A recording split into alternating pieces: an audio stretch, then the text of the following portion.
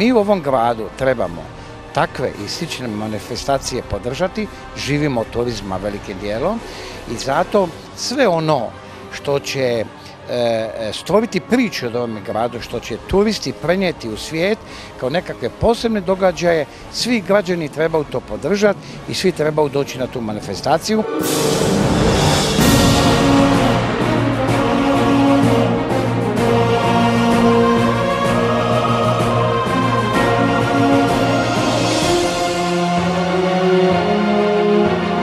Pozivam sve građane da dođu na dane Diokleciana koji će se odviti od 20. do 24.